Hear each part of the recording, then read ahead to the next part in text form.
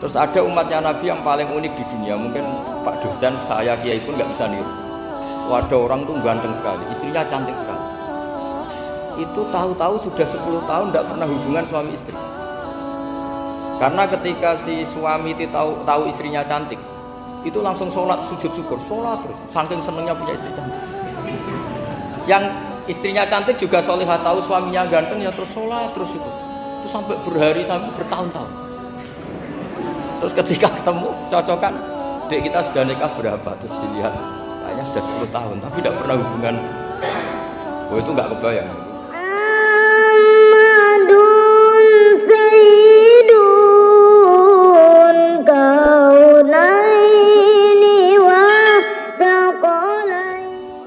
Imam Sibawai itu suka sekali sama ilmu, menjadi istri utamanya ya ilmu. Dia ganteng, Sibawai itu maknanya tuh apel, dia ganteng sekali, sampai banyak cewek yang seneng. Akhirnya dia nikah, tapi nggak pernah dikumpulin. Dia belajar terus. Ketika beliau ke pasar, dulu nggak ada supermarket, beli kertas, kitabnya dibakar semua sama istri. Dikira istrinya terus mencintai dia, malah diceraikan. Itu siapa? Imam Sibawai. Terus ada umatnya Nabi yang paling unik di dunia, mungkin Pak dosen, saya, kiai pun nggak bisa niru. Ada orang tuh ganteng sekali, istrinya cantik sekali. Itu tahu-tahu sudah 10 tahun tidak pernah hubungan suami istri. Karena ketika si suami itu tahu istrinya cantik, itu langsung sholat sujud syukur, sholat terus, saking senengnya punya istri cantik. Yang istrinya cantik juga solihah, tahu suaminya ganteng ya terus sholat terus syukur. Itu sampai berhari sampai bertahun-tahun. Terus ketika ketemu cocokan, dek kita sudah nikah berapa? Terus dilihat kayaknya sudah 10 tahun tapi tidak pernah hubungan. Oh itu nggak kebayang itu. Ganteng sama cantik, kalau jelek sama jelek itu mungkin. Yang satu bilang naudzubillah, satu itu kan nunggu rafa saja. Ini nggak ganteng sama cantik. Nah kenapa kualitas ulamanya Rasulullah itu bisa seperti Nabi Bani Israel? Karena agama ini, umat ini sudah ada ditunggui para nabi. Jika mau tidak mau kualitas ulama, alhamdulillah barokahnya Nabi itu berkualitas kayak nabinya Bani Israel. Nah ini penting sekali saya utarakan supaya dicek saja. Kalau kita nggak percaya, dicek saja dalam hadis-hadis sahih. Misalnya begini, ketika Nabi memenangkan perang Badar, itu ada Asra Badrin, tawanan-tawanan perang Badar. Nabi suka musyawarah, suka rembukan. Ya Abu Bakar, menurut kamu tawanan ini diapakan? Kata Abu Bakar, hum asyiratuka, mereka itu keluarga engkau, orang-orang Quraisy. Ya dibebaskan saja, pakai tebusan. Nanti uang itu kita kelola supaya jadi penguat Islam, dan orang-orang ini merasa utang jasa karena harusnya dibunuh tapi kita bebaskan.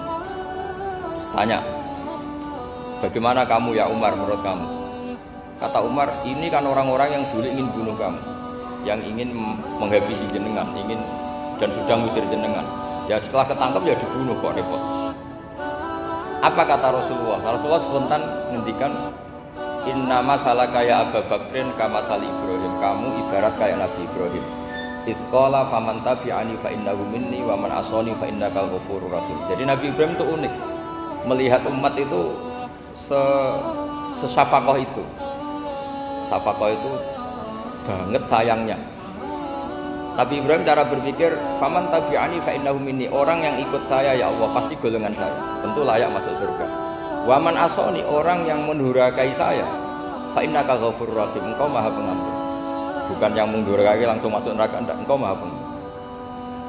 Wa masaluka ya Umar kama salin Nuh, isqala rabbi la tadzar ala ardi minal kafirin dajjara. Umar, kamu mirip Nabi Nuh, inginnya semua orang kafir dihabisin. Ya masyhur kan Nabi Nuh itu nggak ingin ada orang kafir sampai ada banjir tufan. Nah kalau sampean tanya bedanya apa dengan garis keras sekarang? Bedanya ya beda sekali. Kalau Nabi Nuh benci sama orang kafir itu diserahkan yang punya, sehingga yang punya yaitu Allah yang menghukum dengan banjir bandang. Tapi kalau kita kan kadang kita bertindak sendiri, jadi potensi disalahkan. Yang jelas dalam hadis-hadis sahih, Nabi Nuh itu tidak bisa mensafaati karena itu. Ketika diminta ini hadis sahih, bukan ada di Bukhari, ada di Muslim. Karena biasanya kalau di kota itu ditanya ini sahih enggak. Untungnya yang tanya kadang enggak paham, ini alhamdulillahnya jadi wah repot. Nabi Nuh itu diantara sebabnya nggak bisa mensyafaati adalah pernah corong Jawa maksudno kaume. Kalau dalam bahasa Arab itu da'a li Zaidin berarti mendoakan positif. Kalau da'a ala Zaidin mendoakan negatif. Kalau orang Jawa itu ada doa, ada maksud. Nabi Nuh adalah orang yang pernah maksudkan kaumnya. Saya cerita sedikit tentang Nabi Nuh dan Nabi Ibrahim. Nabi Ibrahim dianggap tadi cerminannya Abu Bakar, dianggap niru Ibrahim, cerminannya Umar dianggap niru Nabi siapa? Nabi Nuh. Lalu kalau sampai tanya, bedanya gimana? Begini logikanya. Andai kan kita mengkaji secara akademik begini. Ada ulama besar namanya Abdul Hasan Asyadzili, itu masyhur di Indonesia menjadi Thariqah Asyadziliyah. Terus ada seorang muridnya minta gini, ya Abdul Hasan Asyadzili, tolong saya dikasih ijazah supaya saya tidak pernah maksiat di bumi ini. Karena saya takut sama Allah, kalau saya maksiat itu merasa tidak nyaman dengan Allah.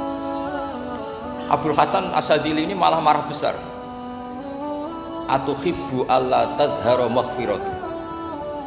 Kalau kamu tidak pernah maksiat, berarti kamu suka maghfirahnya Allah Ta'ala itu tidak kelihatan, karena nggak ada yang maksiat. Tapi bukan dukung kamu yang tidak ada, ini cerita ilmiah. Tapi kalau Said Abdul Al-Haddad itu kebalikannya.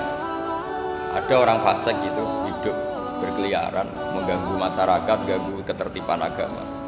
Ada kiai atau siapa gitu mendoakan supaya tobat atau dikasih panjang umur supaya nanti bisa tobat. Itu beliau Said Abdul Al-Haddad marah besar.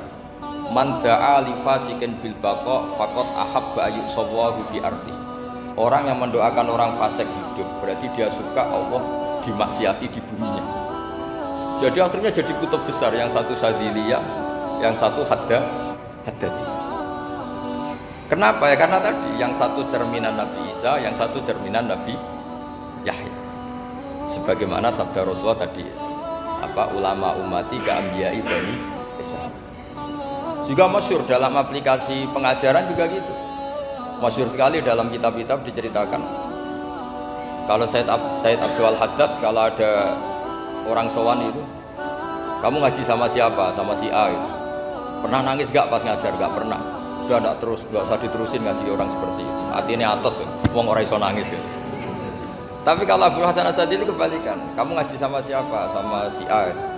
Pernah tertawa enggak kalau ngaji? Enggak pernah. Udah enggak usah ngaji sama orang itu. Orang enggak bisa syukur.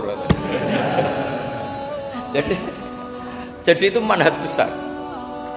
Nah, akhirnya orang-orang kayak kita ini enggak jelas semua. Nangis ya bisa, syukur, guyu ya bisa.